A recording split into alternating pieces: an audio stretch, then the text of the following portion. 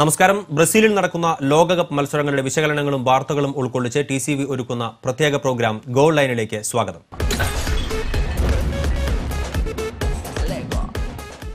ലോകകപ്പ് ഫുട്ബോളിലെ രണ്ടാം ഘട്ട ഗ്രൂപ്പ് തല മത്സരങ്ങൾക്ക് തുടക്കം കുറിച്ച് ഗ്രൂപ്പ് എയിൽ നടന്ന ആദ്യ മത്സരത്തിൽ ആതിഥേയരായ ബ്രസീലിനെ ഗോൾ രഹിത സമനിലയിൽ തളച്ച് മെക്സിക്കോ കരുത്തുകാട്ടി.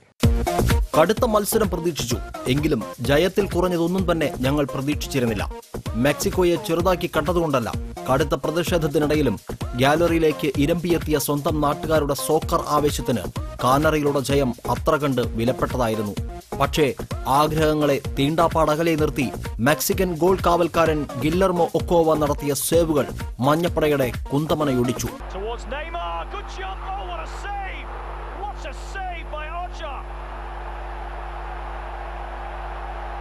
പ്രതിരോധം ശക്തമാക്കി ആതിഥേയ ഗോൾ മുഖത്തേക്ക് ആദ്യം നിറയൊഴിച്ച് മെക്സിക്കോ തങ്ങളുടെ നയം വ്യക്തമാക്കി. ആദ്യം അമാന്തിച്ച ബ്രസീൽ ഇതോടെ കളം നിറഞ്ഞു. നെയ്മർ, ഓസ്കർ, ഫ്രെഡ് ഇവരിലൂടെ കാനറിപ്പട മെക്സിക്കൻ തിരമാലക്കൂട്ടത്തെ വകഞ്ഞു മാറ്റിയുള്ള ആക്രമണം. പുൽത്തകിടിയെപ്പോലും പുളകം കൊള്ളിച്ച നെയ്മറുടെ അത്യുഗ്രൻ ഹെഡ്. പക്ഷേ ഒക്കോവ എന്ന ഗോൾ കോട്ട കടക്കാൻ നെയ്മറുടെ തലക്കരുത്ത് പോരാതെ വന്നു.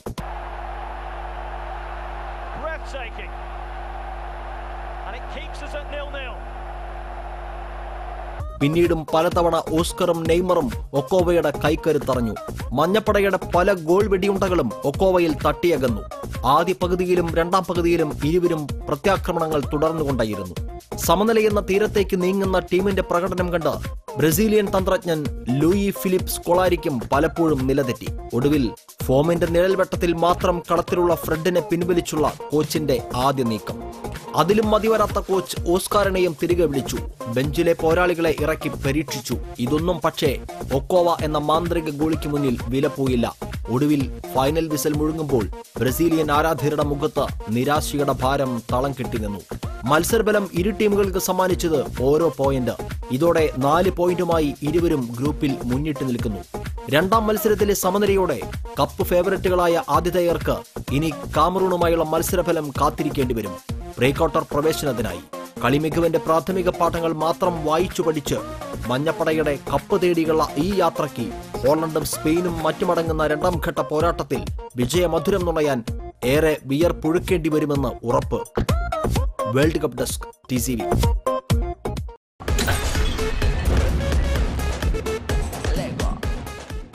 ഇന്നലെ രാത്രി നടന്ന ബ്രസീൽ മെക്സിക്കോ മത്സരം ഗോളികളുടെ പോരാട്ടമെന്ന് ഒറ്റവാക്കിൽ വിലയിരുത്താം.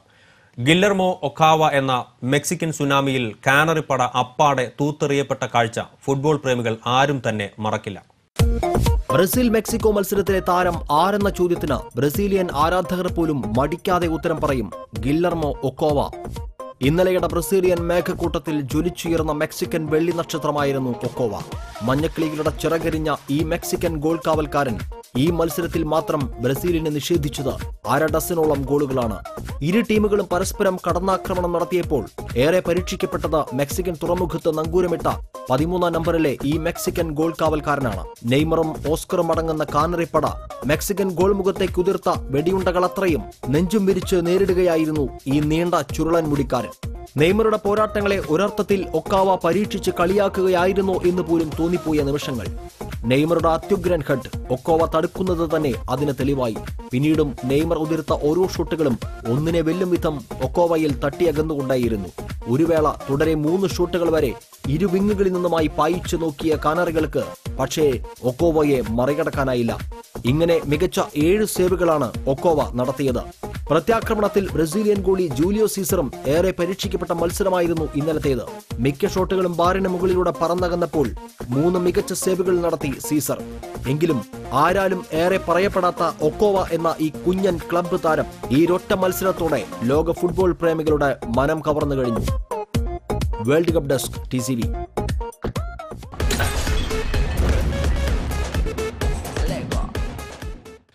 ഇനി അതിഥിയിലേക്കാണ്. ഇന്ന് അതിഥിയായി എത്തുന്നത് ലയണൽ തോമസ് ആണ്. മുൻ കേരള ടീം ക്യാപ്റ്റനും അതുപോലെ തന്നെ SBT ടീം ക്യാപ്റ്റനും ഒക്കെയായിരുന്ന ശ്രീ ലയണൽ തോമസ് ആണ് ഇന്ന് ഗോൾ ലൈനിൽ അതിഥിയായി എത്തിയിരിക്കുന്നത്. സ്വാഗതം ശ്രീ ലയണൽ തോമസ്. നമുക്കറിയാം, ഇന്ന് പുലർച്ചെ നടന്ന മെക്സിക്കോ ബ്രസീൽ മത്സരമാണ് ഒരുപക്ഷെ കഴിഞ്ഞ രാത്രി നടന്ന മത്സരങ്ങളിൽ ഏറ്റവും കൂടുതൽ ശ്രദ്ധ പിടിച്ചുപറ്റിയ മത്സരങ്ങൾ. ഇതുവരെ നമുക്കറിയാം ഫുട്ബോൾ ആരാധകരെല്ലാം തന്നെ വലിയ ആരാധനയോടെ കൊണ്ടു നടക്കുന്നത് കൂടുതൽ ഗോളടിക്കുന്ന താരങ്ങളെ അല്ലെങ്കിൽ മുൻനിര കളിക്കാരായിട്ടുള്ള ഫോർവേഡ് ഇറങ്ങി കളിക്കുന്ന താരങ്ങളെയാണ് കൂടുതലായിട്ട് ആരാധനയോടെ കൊണ്ടു നടക്കാറുള്ളത്. എന്നാൽ ഇത്തരം ആരാധനാ പാത്രങ്ങളെല്ലാം തകർന്നടിയുന്ന രീതിയിൽ മികച്ച പ്രകടനം പുറത്തെടുത്ത 2 ഗോൾ കീപ്പർമാർ, പ്രത്യേകിച്ചും മെക്സിക്കോയുടെ ഗോൾ കീപ്പർ ഒക്കാവയുടെ ഒക്കെ പ്രകടനമാണ് ഇന്നലെ ഏറ്റവും കൂടുതൽ ഫുട്ബോൾ പ്രേമികളെ ഹരം കൊള്ളിച്ചത്. എങ്ങനെ വിലയിരുത്തുന്നു മത്സരത്തെ? തീർച്ചയായും ഇന്നത്തെ സാഹചര്യത്തിൽ എപ്പോഴും വാർത്താമാധ്യമങ്ങളാകട്ടെ എപ്പോഴും ഗോളടിക്കുന്ന കളിക്കാരന് ഒരു പ്രാധാന്യം കൊടുക്കുന്ന രീതിയിലുള്ളതാണ് ഇപ്പോൾ ഉള്ള ഒരു വാർത്താ പ്രാധാന്യം എല്ലാം അങ്ങനെയാണ് ചെയ്യുന്നത്. അപ്പോൾ യഥാർത്ഥത്തിൽ ഞാൻ പറയുകയാണെങ്കിൽ ടീമിലെ ഏറ്റവും പ്രധാനപ്പെട്ട ഒരു കളിക്കാരനാണ് ഗോൾ കീപ്പർ. ഇന്നലത്തെ കളി അത് തെളിയിച്ചു കഴിഞ്ഞു. കാരണം ഇന്നലെ വേണമെങ്കിൽ പറയാം, ദൈവം തീരുമാനിച്ചു, ഒക്കാവോ ഞാൻ നിൻ്റെ കൂടെ, ബ്രസീൽ ഇന്ന് സമനില കൊണ്ട് തൃപ്തിപ്പെടട്ടെ എന്ന് ദൈവം തീരുമാനിച്ച പോലെയായിരുന്നു ഇന്നലെ കാര്യങ്ങൾ. കാരണം ബ്രസീലിലെ ഏതൊരു ആളും ആഗ്രഹിച്ചത് ഒരു ജയമാണ്, ഒരു സുഖമായിട്ടുള്ള ഒരു ജയം ആഗ്രഹിച്ചെത്തിയ ബ്രസീൽ കാണികൾ പക്ഷേ കളി കഴിഞ്ഞു പോകുമ്പോൾ ഒക്കാവോയെ മനസ്സിൽ ശപിക്കുന്നുണ്ടായിരിക്കും. കാരണം അങ്ങനെയായിരുന്നു ഇന്നലെ ആ നെയ്മറിൻ്റെ ആദ്യത്തെ ആ ഹെഡ് ആ സേവ് ചെയ്തത് നോക്കിയാൽ നമുക്കറിയാം. ബാക്കിയുള്ള ബോളുകളൊക്കെ അദ്ദേഹത്തിൻ്റെ ഏകദേശം റീച്ചിന് അകത്തായിരുന്നു ബാക്കിയുള്ള അടികളും സിൽവയുടെ ഹെഡും എല്ലാം വന്നിരിക്കുന്നു. പക്ഷേ ആ നെയ്മറിൻ്റെ ഹെഡർ ആ ഒക്കാവോ സേവ് ചെയ്തത് നമുക്ക് നോക്കിയാൽ കാണാം. അതൊരു എന്താ പറയുക, ഒരു സൂപ്പർമാൻ, ഒരു അത്യുജ്വല സേവ്. അത് സാധാരണ ഒരു മനുഷ്യന് സേവ് ചെയ്യാൻ കഴിയാത്തൊരവസ്ഥയിൽ നിന്നാണ് ഒക്കാവോ അത് സേവ് ചെയ്തത്. തന്നെയുമല്ല അതിൻ്റെ ഒരു പ്രാധാന്യം നമ്മൾ കണക്കാക്കേണ്ടത്, കാരണം പോസ്റ്റിന് ഉരമയാണ് ബോൾ വരുന്നത്. അപ്പോൾ ഒക്കാവോ അത് സേവ് ചെയ്യുകയാണെങ്കിൽ തന്നെ ഒന്നുകിൽ തല അല്ലെങ്കിൽ കൈ പോസ്റ്റിലിടിച്ച് വലിയൊരു അപകടം ഉണ്ടാക്കാവുന്ന ഒരു ഹെഡായിരുന്നു. പക്ഷേ അദ്ദേഹം അത് വളരെയധികം ശരീരത്തെ കൺട്രോൾ ചെയ്തുകൊണ്ട് ആ ബോൾ സേവ് ചെയ്യുകയും അത് കഴിഞ്ഞിട്ട് നിങ്ങൾ ശ്രദ്ധിച്ചറിയാം അദ്ദേഹം പോസ്റ്റിനുള്ളിലേക്ക് പോവുകയാണ് ചെയ്തത്. അത്രയ്ക്ക് മനോഹരമായ ഒരു സേവ് ഒക്കാവോ ബ്രസീൽ മത്സരമായിരുന്നു എന്ന് വേണമെങ്കിൽ പറയാം. അതിനിടയിൽ നമ്മുടെ ബ്രസീലിൻ്റെ ഗോൾ കീപ്പറെ ജൂലിയസ് സീസറിനെ ആദ്യ മത്സരത്തിൽ തന്നെ നിറം മങ്ങിപ്പോയി എന്ന പരാതി കേൾക്കേണ്ടി വന്ന ടീമാണ് ബ്രസീൽ. 2ാം റൗണ്ട് മത്സരം ഏതൊരു രാജ്യത്തെയും അല്ലെങ്കിൽ ടീമിനെയും സംബന്ധിച്ചിടത്തോളം വളരെ പ്രധാനപ്പെട്ടതാണ്. കാരണം തങ്ങളുടെ അടുത്ത റൗണ്ടിലേക്കുള്ള പ്രവേശനത്തെ അത് വളരെയധികം സ്വാധീനിക്കുകയും ചെയ്യും. നിലവിൽ പോയിന്റ് നിലയിൽ ബ്രസീൽ 1ാമതാണ് ഗ്രൂപ്പിൽ. എങ്കിലും ബ്രസീലിനെ സംബന്ധിച്ചിടത്തോളം വളരെ നിർണായകമായ ഈ മത്സരത്തിൽ 2ാം റൗണ്ട് മത്സരത്തിൽ മെക്സിക്കോക്കെതിരെ ഒരു ഗോൾ പോലും നേടാൻ സാധിക്കാതെ പോയതിന് സ്കോളാരിയുടെ കുട്ടികൾക്ക് വലിയ വില നൽകേണ്ടി വരില്ലേ? ഇന്നലത്തെ സാഹചര്യം ഇപ്പോൾ നമ്മൾ ഫുട്ബോളിൽ തന്നെ സാഹചര്യം വെച്ച് നോക്കിയാൽ പണ്ടത്തെ പോലെ ഒരു ടീമിനും ഒരു മേൽക്കോയ്മ എന്ന് നമുക്ക് അവകാശപ്പെടാൻ പറ്റില്ല. ഈവൻ ഏത് ടീമിനും നമ്മൾ എടുത്തു നോക്കിക്കോളൂ. കാരണം ഫുട്ബോളിൽ ഇന്ന് ആ മേൽക്കോയ്മ നഷ്ടപ്പെട്ടുകൊണ്ടിരിക്കുകയാണ്. കാരണം നമ്മൾ ചെറിയ ടീമുകൾക്ക് ഫുട്ബോൾ എന്ന് പറയുന്ന കളി അങ്ങനെയാണ്. കാരണം നമുക്ക് മുൻകൂട്ടി പ്രവചിക്കാൻ ഇന്ന ടീം ജയിക്കും എന്ന് പറയാൻ പറ്റില്ല. കാരണം നമുക്ക് സാധ്യതകളെ പറയാൻ പറ്റുള്ളൂ. ഇന്ന ടീം ജയിച്ചേക്കാം, അതിനുള്ള സാധ്യതകളെ നമുക്ക് കൽപ്പിക്കാൻ പറ്റുള്ളൂ. ഇന്നലത്തെ ആ കളിയുടെ നമുക്ക് വിലയിരുത്തിയാൽ കാണാം, സാധാരണ ബ്രസീലിൻ്റെ ഒരു ശൈലി ഫ്രെഡ് എന്ന് പറയുന്ന ഒരാളെ മുന്നേറ്റ നിരയിൽ ഒറ്റയ്ക്ക് നിർത്തിക്കൊണ്ട് നെയ്മർക്ക് പൂർണ്ണ സ്വാതന്ത്ര്യം കൊടുത്തുകൊണ്ട് കളിക്കുന്ന ഒരു രീതിയാണ് ബ്രസീലിൻ്റെ. അതിനായിട്ട് ഇന്നലെ ഹൾക്കിനെ മാറ്റി റാമിറസിനെ അവർ ആ പൊസിഷനിലേക്ക് കളിപ്പിച്ചിരുന്നു. പക്ഷേ ഫ്രെഡ് പൂർണ്ണമായും ഇന്നലെ നിറം മങ്ങിയ ഒരു പ്രകടനമാണ് ഇന്നലെ കാഴ്ചവെച്ചത്.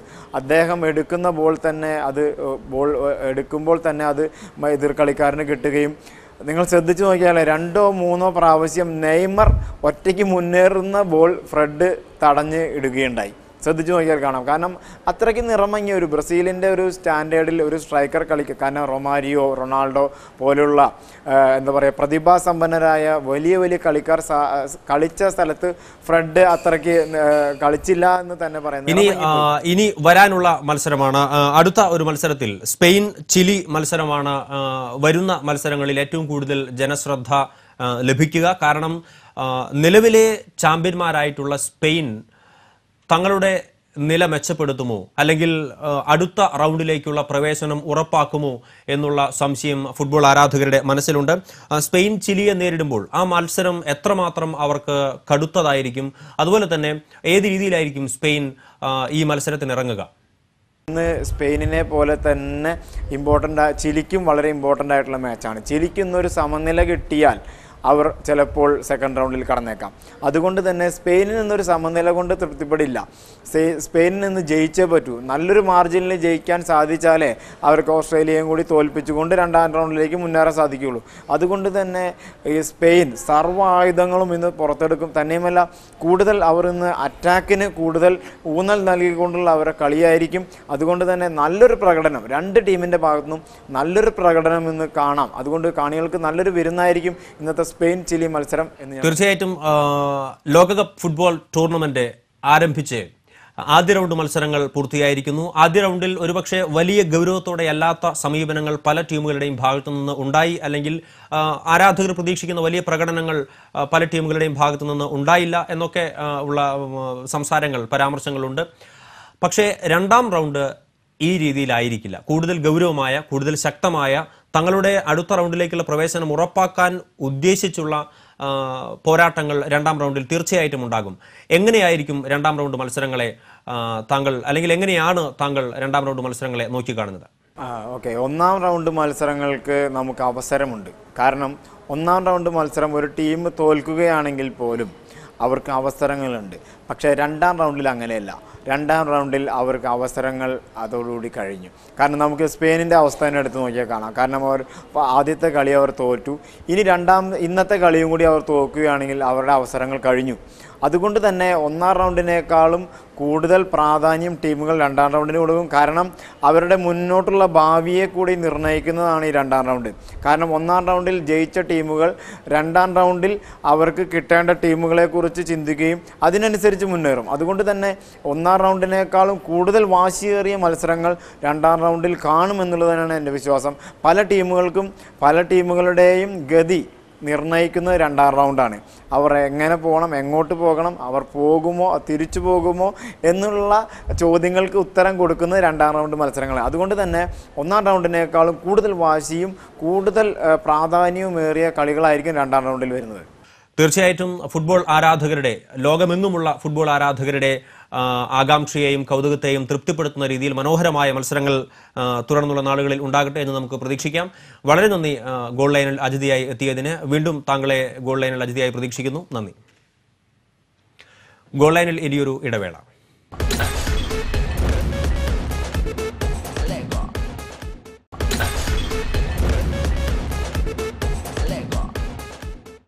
വീണ്ടും സ്വാഗതം ഗോൾ ലൈനിലേക്ക്.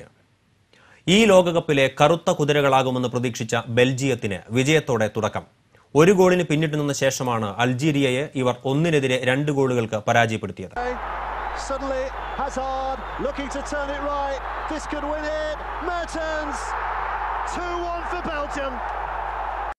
ബെൽജിയത്തിന്റെ ആക്രമണങ്ങൾക്ക് മുന്നിൽ പതറാതെ പിടിച്ചുനിന്ന പോരാട്ട വീര്യമായിരുന്നു താരതമ്യേന ദുർബലരെന്ന് വിലയിരുത്തുന്ന അൾജീരിയ പ്രകടിപ്പിച്ചത്.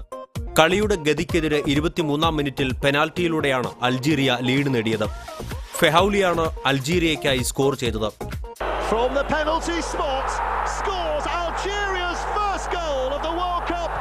ഗോൾ വഴങ്ങിയതോടെ ബെൽജിയം ആക്രമണത്തിന്റെ മൂർച്ച കൂട്ടിയെങ്കിലും അൾജീരിയയുടെ പ്രതിരോധ ഭിത്തിയിൽ തട്ടി ആക്രമണത്തിന്റെ മുനയൊടിയുകയായിരുന്നു. ഏദൻ ഹസാർഡും ഡിബ്രൂണും അൾജീരിയൻ ഗോൾ മുഖത്തേക്ക് ഇരമ്പിയാർത്തെങ്കിലും ഗോൾ മാത്രം ഒഴിഞ്ഞു നിന്നു. അൾജീരിയയുടെ പ്രതിരോധ നിരയ്ക്കൊപ്പം ഗോളി റൈസ് എംബ്രോലിയുടെ ഉജ്ജ്വല പ്രകടനമാണ് ബെൽജിയത്തിന്റെ കുതിപ്പിന് തടയണ തീർത്തത്.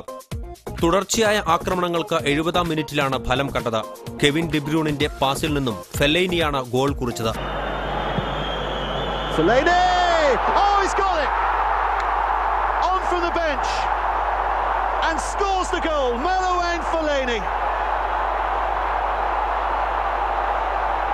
പത്ത് മിനിറ്റിനുള്ളിൽ ഏദൻ ഹസാർഡിന്റെ പാസിൽ നിന്ന് ഡാരിസ് മെർട്ടൻസ് ബെൽജിയത്തിന്റെ വിജയ ഗോൾ കുറിച്ചു.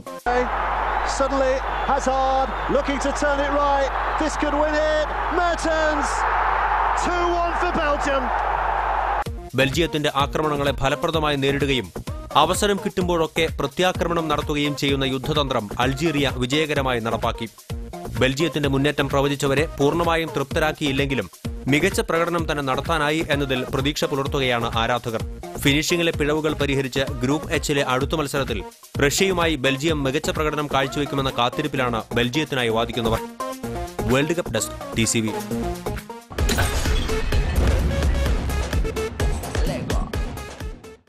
ഗ്രൂപ്പ് എച്ചിലെ ദക്ഷിണ കൊറിയ റഷ്യ മത്സരം സമനിലയിൽ അവസാനിച്ചു. ഇരു ടീമുകളും ഓരോ ഗോൾ വീതം നേടി. വിരസമായ ആദ്യ പകുതിക്ക് ശേഷമായിരുന്നു ഇരു ടീമുകളും ഓരോ ഗോൾ വീതം സ്കോർ ചെയ്തത്. ഗ്രൂപ്പ് എച്ചിലെ രണ്ടാം മത്സരത്തിൽ ഫാബിയോ കാപ്പല്ലോ എന്ന സൂപ്പർ കോച്ചിന്റെ കീഴിൽ കളിക്കാനിറങ്ങിയ റഷ്യയും ഏഷ്യൻ കരുത്തുമായി എത്തിയ ദക്ഷിണ കൊറിയയും തമ്മിലുള്ള മത്സരം ആവേശം നൽകിയില്ല. വിരസമായിരുന്നു ആദ്യ പകുതി. ഇടയ്ക്ക് മാത്രം ചില മികച്ച നീക്കങ്ങൾ. രണ്ടാം പകുതിയിൽ ഗോളിനായി ഇരു ടീമുകളും പോരാടി.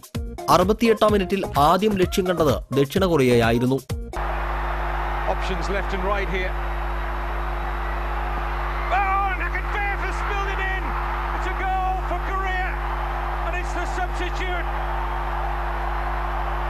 എന്നാൽ 3 പോയിന്റുമായി മടങ്ങാൻ ഏഷ്യൻ ടീമിനെ അനുവദിക്കാൻ റഷ്യ തയ്യാറല്ലായിരുന്നു. 74-ാം മിനിറ്റിൽ റഷ്യ ഗോൾ മടക്കി.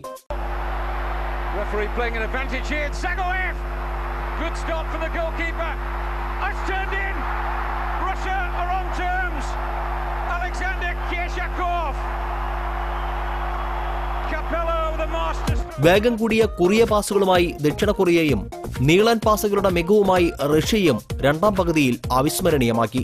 കളിയുടെ അവസാന മിനിറ്റുകളിൽ ഇരു ടീമുകളും വിജയ ഗോളിനായി ശ്രമിച്ചെങ്കിലും ഗോൾ മാത്രം അകന്നു നിന്നു. World cup desk TCV.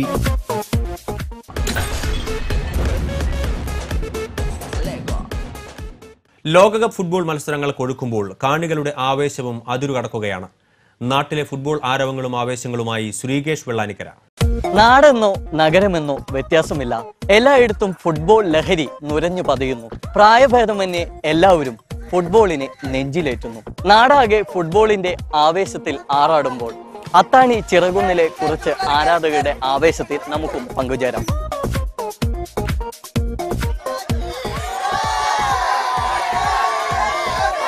ഇപ്പോ മത്സരങ്ങൾ കൊഴുക്കുകയാണല്ലോ, എത്രമാത്രം ആവേശത്തിലാണ് നിങ്ങൾ ആരാധകര്? ഞങ്ങൾ വളരെ ആകാംക്ഷയിലാണ്. അർജന്റീനയ്ക്ക് വേണ്ടിയിട്ട് വളരെ ആകാംക്ഷയിലാണ്. ഇന്ന് കപ്പ് എടുക്കുന്ന അർജന്റീന ഇപ്രാവശ്യം. ഏത് ടീമിന്റെ ആരാധകനായിട്ടാ? അർജന്റീന, ബ്രസീൽ, ഇപ്പൊ നിങ്ങൾ പറയുന്നു ബ്രസീൽ ഇത്തവണ കപ്പെടുക്കും, അതുപോലെ തന്നെ അർജന്റീന കപ്പെടുക്കുമെന്ന് നിങ്ങൾ ഓരോ ടീമിന്റെ ആരാധകര് പറയുന്നു. എന്തുകൊണ്ടാണ് നിങ്ങൾ ഈ സാധ്യത കൽപ്പിക്കപ്പെടുന്നത്? ഇപ്രാവശ്യത്തെ വേൾഡ് കപ്പിൽ ഏറ്റവും കൂടുതൽ ഗോൾ അടിക്കാനായിട്ട് നിങ്ങൾ ആഗ്രഹിക്കുന്ന എല്ലാവരും അർജന്റീനയിലെ മെസ്സിനാണ്. മറുപടി നൽകുകയാണ് ബ്രസീലുകാർ, അത് കേൾക്കാം, പറഞ്ഞോളൂ. കഴിഞ്ഞ തവണ ഇതുപോലെ തന്നെ ബ്രസീൽ ആരാധകരും അർജന്റീനയുടെ ആരാധകരും ഏറെ ഉറ്റുനോക്കിയതാണ് തങ്ങളുടെ ടീം ഇത്തവണ കപ്പ് നേടും എന്ന്. പക്ഷെ സ്പെയിനായിരുന്നു കഴിഞ്ഞ തവണ കപ്പ് കൊണ്ടുപോയത്. അത്തരത്തിൽ സംഭവിക്കുകയാണെങ്കിൽ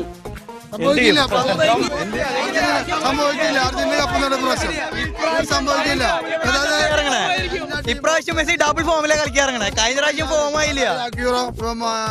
എല്ലാവരും നല്ല ഫോമിലാണ്. മെസ്സി എല്ലാവരും നല്ല ഫോമിലാണ്. തീർച്ചയായും നമ്മൾ കപ്പ് തരും. മൊത്തത്തിലുള്ള ഒരു കളി വിലയിരുത്തുകയാണെങ്കിൽ തുടക്കം തന്നെ പല പ്രമുഖ ടീമുകളും തോൽവി ഏറ്റുവാങ്ങേണ്ടി വന്നിരിക്കുന്നു ഫസ്റ്റ് കളിയിൽ. അപ്പൊ അതൊക്കെ ആരാധകരെ സംബന്ധിച്ചിടത്തോളം എത്രമാത്രം അത് തങ്ങൾക്ക് വിഷമം സമ്മാനിക്കുന്നുണ്ട്. തോൽവി വിജയത്തിന് മുന്നോടിയാണ്, അത്ര തന്നെ പറയുള്ളൂ. ജയിക്കും. എല്ലാ ടീമും ഇപ്രാവശ്യം ഒരേ ഫോമിലാണ് കളിക്കാൻ ഇറങ്ങുന്നത്. ബ്രസീലിന്റെ ഏറ്റവും വലിയ അഡ്വാൻറ്റേജ് എന്ന് പറയുന്നത് സ്വന്തം നാട്ടിൽ കളിക്കുന്നു. അത്ര ആരാധകരുടെ മുമ്പിൽ ബ്രസീൽ അതിനൊത്തുയർന്ന കളി കളിക്കും. നെയ്മറും അതുപോലെ തന്നെ ഫ്രെഡും എല്ലാവരും തന്നെ ഒരേ. ഇപ്പൊ ഫുട്ബോളിന്റെ ആവേശം കുടപ്പുറത്തും കയറിയിരിക്കുന്നു. മെസ്സിയുടെ ആരാധകനാണല്ലേ ചേട്ടൻ? തീർച്ചയായിട്ടും മെസ്സിയുടെ ആരാധകനാണ്.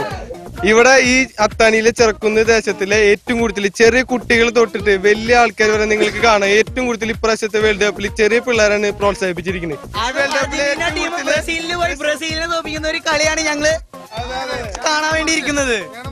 അർജന്റീനയും ബ്രസീലും തമ്മിലുള്ള ഒരു വന്നാൽ ഞങ്ങൾ എങ്ങനെ തിരിച്ചടിച്ചിരിക്കും. മെസ്സി തന്നെ മെസ്സി മതി ഞങ്ങൾക്ക്. മെസ്സിയുടെ ആ ഒരു ഒറ്റ കളി മതി ഞങ്ങൾക്ക്. അത്രയും ഫോമിൽ വന്നിട്ടുള്ള മെസ്സിയുടെ ആ ഒരു കളി മതി ഞങ്ങൾക്ക്. ഈ ലോകകപ്പിലും ഒരു അട്ടിമറി സംഭവിക്കാനുള്ള സാധ്യത കൽപ്പിക്കാൻ തീർച്ചയായിട്ടും ഇല്ല. ഇല്ലേ? നമ്മുടെ ബ്രസീൽ തന്നെ ജയിച്ചിരിക്കും. തീർച്ചയായിട്ടും. പലർക്കും പല അഭിപ്രായങ്ങളാണ്. നമ്മുടെ ആരാധകർക്ക് ബ്രസീൽ തന്നെ തീർച്ചയായിട്ടും ജയിച്ചിരിക്കും. ഇപ്പൊ കുട്ടികളും യുവാക്കളും ഒക്കെ വളരെ ആവേശത്തിലാണ് ഫുട്ബോളിനെ നെഞ്ചിലേറ്റുന്നു. നിങ്ങളൊക്കെ എങ്ങനെയാണ് ഫുട്ബോളിനെ കാണുന്നത്? കളിയുടെ കാണാൻ ആവശ്യമുണ്ട്. ഇപ്പൊ പരിസ്ഥിതി ഇതല്ല, അനുകൂലമല്ല. അപ്പൊ അതുകൊണ്ട് ഒരു സപ്പോർട്ട് ചെയ്യാൻ എനിക്ക് ഏറ്റവും ഇഷ്ടപ്പെട്ട ടീമാണ് മറ്റേ അർജന്റീന. അപ്പൊ ചേട്ടാ ഏത് ടീമിന്റെ ആരാധകനാണ്? ഞാൻ അർജന്റീനയാണ്. എന്തുകൊണ്ടാണ് അർജന്റീനയെ ഇഷ്ടപ്പെടാൻ കാരണം? അവരുടെ ഏറ്റവും നല്ല പെർഫോമൻസ് കാഴ്ചവെക്കുന്ന ആളാണ്. അർജന്റീന കപ്പ് കൊണ്ടുപോകുന്ന പറയുന്നതിന്റെ മെയിൻ കാരണം വെച്ചാൽ ബ്രസീൽ ഇപ്പോൾ ഫസ്റ്റിലെ ഇനോഗ്രേഷനിൽ കളിച്ച ഇത് തന്നെ കണ്ടാൽ മതി. ഒന്നും അല്ലാത്ത ഒരു ടീമിനോട് വളരെ വിഷമിച്ചാണ്, വേർത്തിട്ടാണ് അവർ ജയിച്ചത്. ഇപ്പൊ ഭൂരിഭാഗം പേരും പറയുന്നത് ഇത്തവണ അർജന്റീനയും അതുപോലെ തന്നെ ബ്രസീലും കപ്പെടുക്കുമെന്നാണ്. അതായത് ആരാധകർ കൂടുതൽ ഈ ടീമുകൾക്കാണ്, മറ്റു ടീമുകളുടെ ആരാധകരില്ല. ഇവിടെ 32 ടീമുണ്ട്, അതിലെ 32 പേർക്കും സാധ്യതയുണ്ട്. കൂടുതൽ സാധ്യത ജർമ്മനിക്കാണ്. അതായത് 3 പ്രാവശ്യം കപ്പെടുത്തു, 4 പ്രാവശ്യം സെക്കൻഡ്, അതായത് റണ്ണറപ്പായി. ഈ പ്രാവശ്യം അത് വീണ്ടും ആവർത്തിക്കും. ലോകകപ്പ് ഫുട്ബോൾ മത്സരം കൊഴുക്കുമ്പോൾ ആരാധകരും വളരെ ആവേശത്തിലാണ്. അതോടൊപ്പം തന്നെ തങ്ങളുടെ ഇഷ്ട ടീമുകൾ ജയിക്കുമെന്നുള്ള പ്രതീക്ഷയും ആരാധകർ പുലർത്തുന്നുണ്ട്. ക്യാമറമാൻ അരുൺ പടവട്ടിക്കൊപ്പം ശ്രീകേഷ് വെള്ളാനിക്കര, PCV ന്യൂസ്.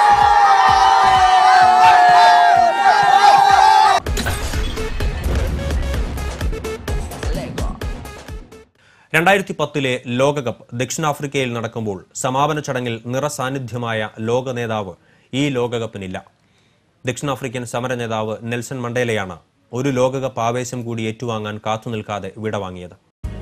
2010 ദക്ഷിണാഫ്രിക്കയിലെ ജോഹന്നസ്ബർഗിലെ സോക്കർ സിറ്റി സ്റ്റേഡിയത്തിൽ 19ാമത് ലോകകപ്പ് മത്സരങ്ങളുടെ സമാപന ചടങ്ങുകൾ നടക്കുന്നു. വിജയികളായി കന്നിക്കപ്പെടുത്ത സ്പെയിൻ താരങ്ങളെക്കാൾ അവിടെ സന്നിഹിതനായിട്ടുള്ള മറ്റേതൊരു താരത്തെയും കാൾ സൂര്യശോഭയോടെ ആരാധകരെ നോക്കി കരങ്ങൾ വീശുന്നത് ദക്ഷിണാഫ്രിക്കയുടെ വിമോചന നായകൻ നെൽസൺ മണ്ടേല. തന്റെ 2ാം ഭാര്യയുമൊത്താണ് ആ യുഗപുരുഷൻ തന്റെ മണ്ണിൽ വിരുന്നെത്തിയ കാൽപന്ത് കളിയുടെ മഹാപൂരത്തിന്റെ ഉപചാരം ചൊല്ലലിനെ സാക്ഷ്യം വഹിക്കാനെത്തിയത്. സോക്കർ സിറ്റിയിൽ 85,000 പേർ ആദരവോടെ ഇരിപ്പിടങ്ങളിൽ നിന്നുയർന്ന കാതടപ്പൻ കരഘോഷത്തോടെയാണ് ആ ലോകനേതാവിനെ സ്വീകരിച്ചത്. തന്റെ കൊച്ചുമകൾ ഒരു കാറപകടത്തിൽ മരണപ്പെട്ടതിനാൽ ഉദ്ഘാടന ചടങ്ങുകളിൽ അദ്ദേഹത്തിന് പങ്കെടുക്കാനായിരുന്നില്ല. അതുകൊണ്ടാണ് അദ്ദേഹം സമാപന ചടങ്ങിൽ എത്തിയത്. ഇനിയൊരു ലോകകപ്പ് മത്സരം കാണാൻ അദ്ദേഹം ഉണ്ടാകില്ലെന്ന് അന്ന് ആരും കരുതിയിരുന്നില്ല. എന്നാൽ 2013 ഡിസംബർ 5 തന്റെ 95ാം വയസ്സിൽ ആ സമുന്നത രാഷ്ട്രീയ നേതാവ് വിടവാങ്ങി. ശ്വാസകോശ സംബന്ധമായ അസുഖത്തെ തുടർന്ന് 3 മാസത്തോളം നീണ്ട ആശുപത്രിവാസത്തിന് ശേഷമായിരുന്നു അന്ത്യം. ബ്രസീലിൽ മറ്റൊരു ലോകകപ്പ് മത്സരങ്ങൾ മുറുകുമ്പോൾ മണ്ടേല എന്ന നേതാവിന്റെ സ്മരണകൾ ഇന്നലെകളുടെ ഗ്യാലറിയിൽ നേരിയ ആരവങ്ങൾ ഉയർത്തുന്നുണ്ട്.